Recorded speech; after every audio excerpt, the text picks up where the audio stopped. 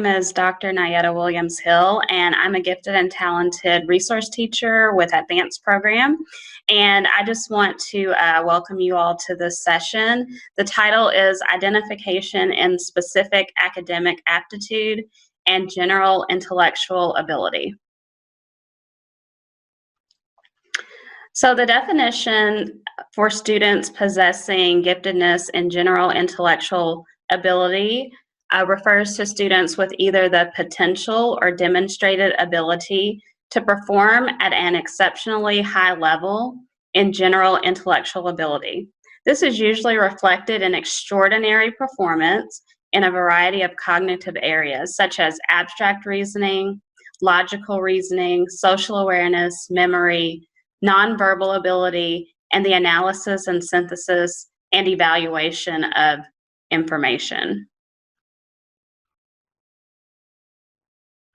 Additionally, students who may be gifted in general intellectual ability are consistently outstanding in their mental capacity, especially compared with other children of their same age and other children with the same experiences or from the similar environments. Specific academic aptitude giftedness includes students possessing either the potential or demonstrated ability to perform at an exceptionally high level in one or very few related specific academic areas, significantly beyond the age, experience, or environment of one's chronological peers.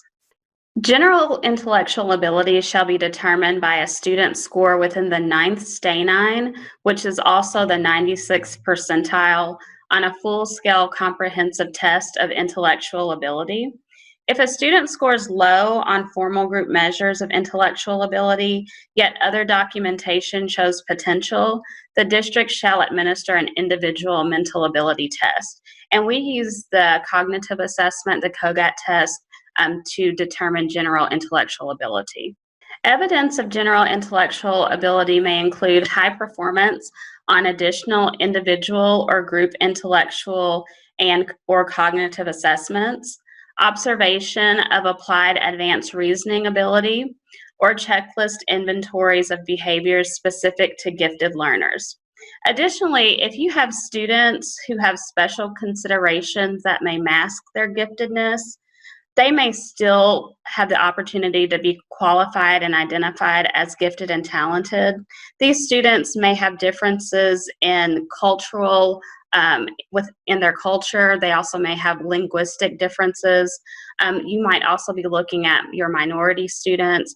But if you have students who stand out as exceptional in your classroom, although they may not score high enough on some assessments, if you have 3 pieces of evidence that support that giftedness, they may support that child's identification in the gifted and talented program. For specific academic aptitude, this shall be determined by a composite score in the 9th stanine, which is once again the 96th percentile, on one or more subject test scores of an achievement test. If a student scores low on a formal group measure of academic strength, yet other documentation shows potential, the district shall administer another standardized normed achievement test. And we use the MAP test to determine specific academic aptitude with regard to English language arts and math as well. Evidence of specific academic aptitude include high performance on an additional individual or group test of academic aptitude, student awards or critiques of performances, off-level testing, portfolio of high academic performances, or student progress data. And the categories for specific academic aptitude are language arts, math, science, and social studies. Some abbreviations that you may encounter that are associated with gifted and talented education can be seen on this slide. They include GT, which stands for gifted and talented. GIA is general intellectual ability. The GSSP is the Gifted Student Services Plan. IC is Infinite Campus. PTP is Primary Talent Pool. SAA stands for Specific Academic Aptitude, and VPA stands for the Visual and Performing Arts. When looking at children, some early signs of giftedness may include the following, which are abstract reasoning and problem-solving skills. The child may have advanced progression through developmental milestones. They may display curiosity and early and extensive language development. Also, early signs of giftedness include early recognition of caretakers. So, for instance, young infants smiling at their mothers. Some more characteristics of giftedness are a child may have enjoyment and speed of learning, an extraordinary memory. They may also have intense reactions to noise, pain, or frustration, a long attention span. You may see perfectionism in some of your gifted students, as well as a vivid imagination, for example, children with imaginary companions. Additionally, characteristics of giftedness may include an excellent sense of humor, high activity level, and when you're looking at infants, they may need less sleep, and they may have unusual alertness, and also gifted children may be more sensitive and compassionate as compared to their peers. So speaking of gifted students, I'm going to show you all a video clip where some students are talking about some of the pros and cons that come with being identified as gifted and talented.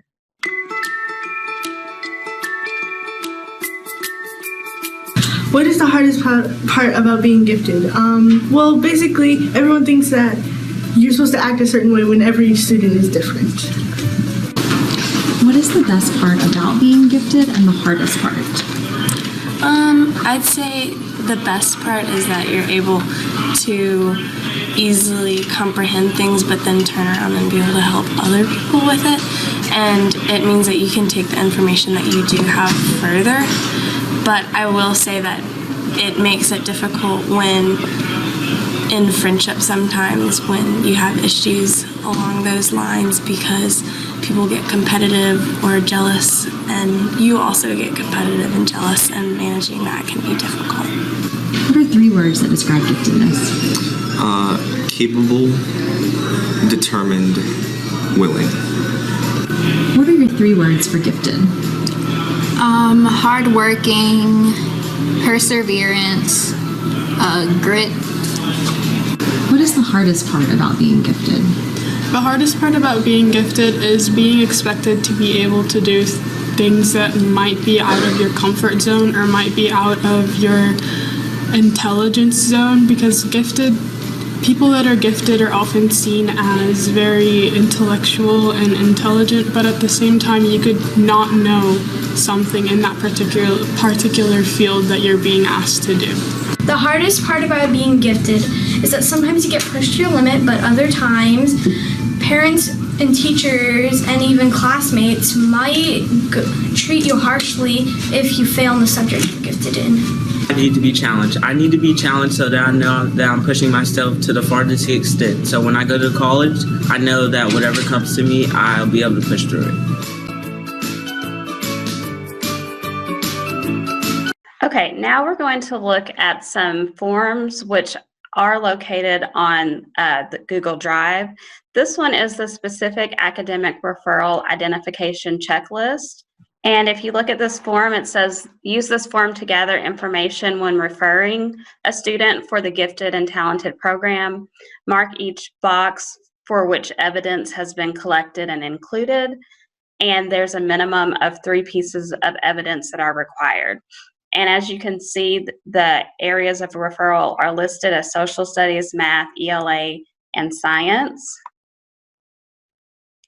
And then again, we're talking about that composite score in the 9th Stay 9. There's also a category for high performance on additional individual or group test of academic aptitude, as well as continuous progress data and possible off-level testing. With regard to qualitative evidence, there are categories which may be checked, for example, anecdotal records, peer nominations, self-nomination or petition system, checklist inventories of behaviors specific to underachieving or disadvantaged learners. And you can read through the full list here. Next, we're going to look at General Intellectual Ability Referral Identification Checklist. And once again, it states, use this form to gather information when referring a student for the Gifted and Talented program. Mark each box for which evidence has been collected and included. A minimum of 3 pieces of evidence are required. So we have our quantitative evidence, intellectual ability test, the COGAT test, continuous progress data. Then we have high performance on additional individual or group intellectual assessments. Qualitative evidence includes collection of evidence from portfolios that demonstrate student learning, anecdotal records, peer nominations, parent interview or questionnaire, self-nomination or petition, and you can definitely use some of this evidence when looking at some students who may be in that underrepresented population, such as your students with cultural or linguistic differences or your minority students. The General Intellectual Ability Form, we have here the student and the person completing the referral, as well as the level of recommendation for the student. It goes from highly recommend to do not recommend.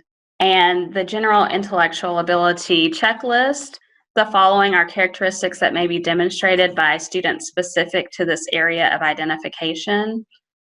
Not all characteristics must be exhibited by the student. So some of those include sees connections, recognizes patterns. They may want to know how the subject matter being taught fits in. Ask many probing questions, sometimes to the point of driving others up the wall.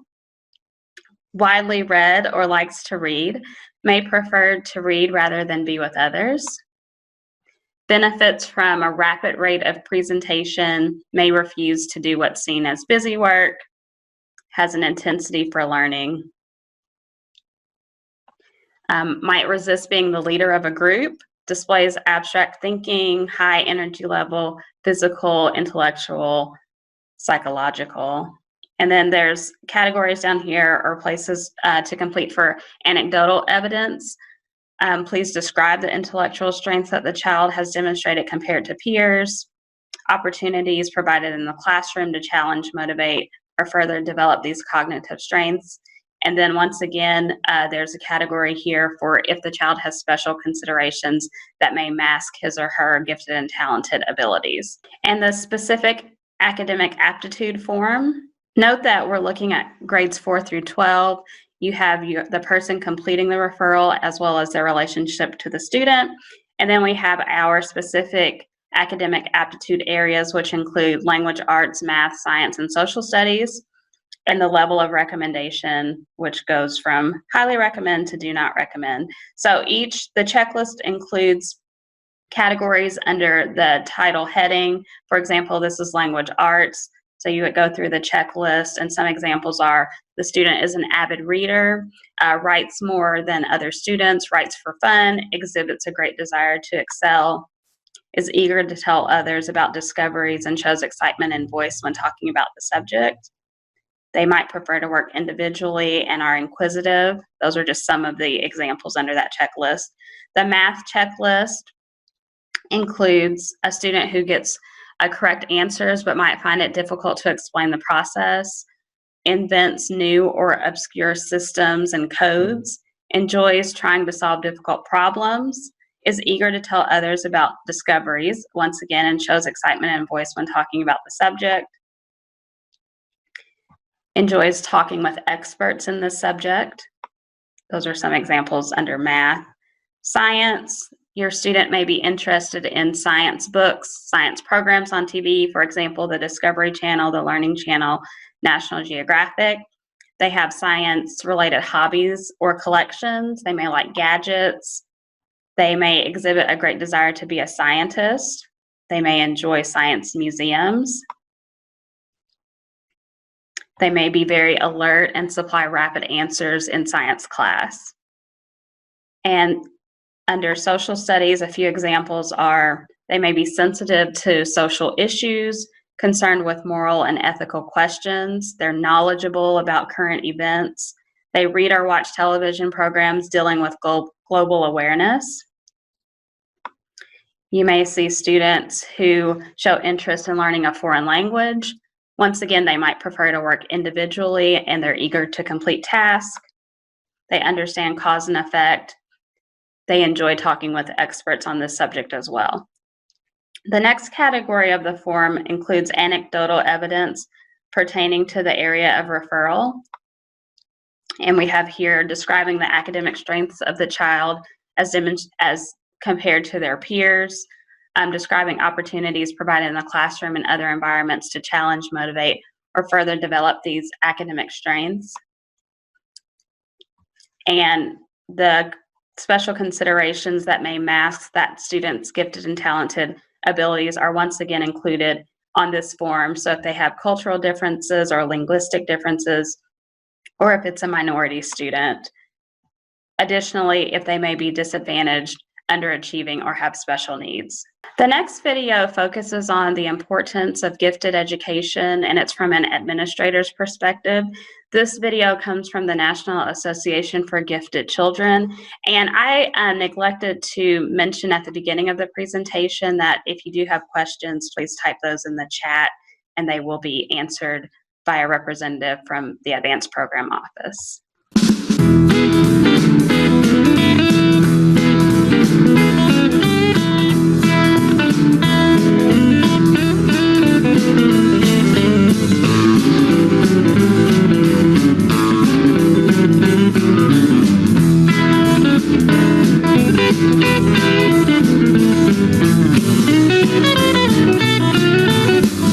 Large comprehensive school, it's easy to say this is the curriculum of the school.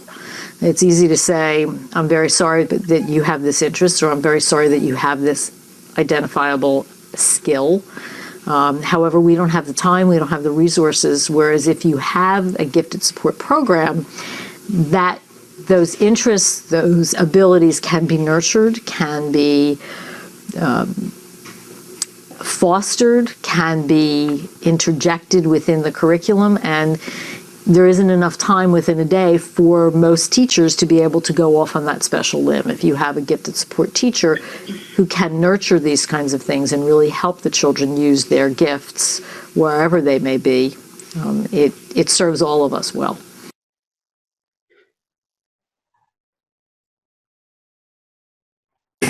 Much like general education, it's a field of study that wants to promote high levels of instruction for students. Well, in gifted education, educational professionals want to promote high levels of instruction and engagement for children who require enrichment beyond the scope of the general education program. So I think the difference is that these children are beyond, their abilities and talents are beyond what we have available in the general education program. It's important for students to receive gifted services when they're identified, because often the pace of the curriculum is much slower than they're assessed their ability to understand the material. They learn very quickly. While we don't want to overly praise and overly promote a gifted child to the point where they think they're better than anybody else, you do want to enhance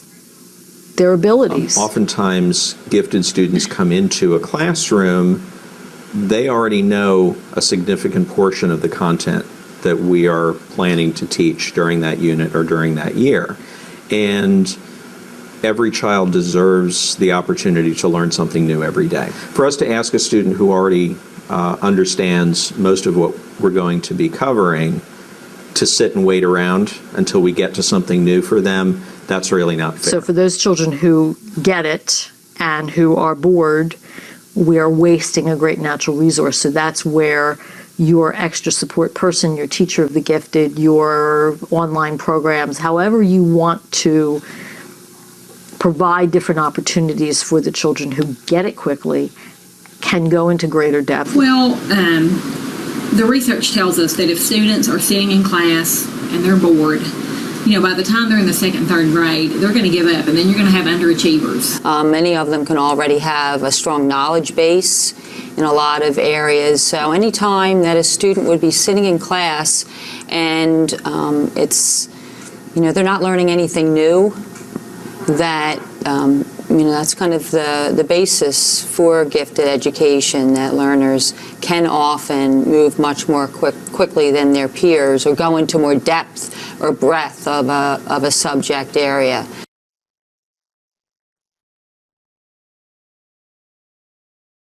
How do you help people be open-minded and think of the next great thing?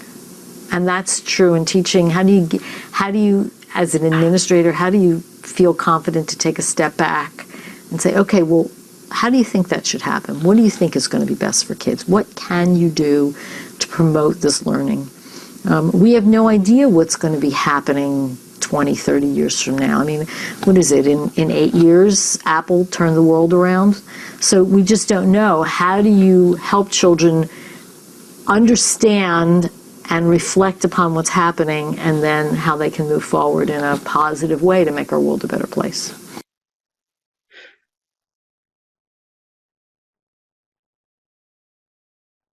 As administrators and instructional leaders, our primary responsibility is to ensure that all students have access to a curriculum that is engaging, rigorous, challenging, and helps students increase their abilities and skills. As administrators, we need to be advocates for our gifted students, ensuring that they are provided the necessary curriculum, instruction, and assessments that are purposefully and specifically modified to meet the needs of our gifted learners. Administrators ask for quick references on gifted programs, gifted students, and how to meet their needs. To learn more, visit us at nagc.org. The categories of giftedness that were included in this presentation are general intellectual aptitude and specific academic aptitude. However, this is just a reminder that there are 5 categories where students may be identified as gifted, and those also include creative or divergent thinking, psychosocial or leadership skills, and visual or performing arts. And the references are here. Most came from Kentucky Department of Education, and then there's a link for the Gifted and Talented page, which will provide you with many resources regarding gifted and talented education. And once again, if you have questions, please type them in the chat and they will be answered. I have my contact information here if you would like to send me an email or if you have additional questions that you would like to ask me personally. And once again, the forms are located on the drive. And here's a link to the presentation as well for those interested. Thank you so much for joining me this afternoon, and I hope that y'all have a great weekend.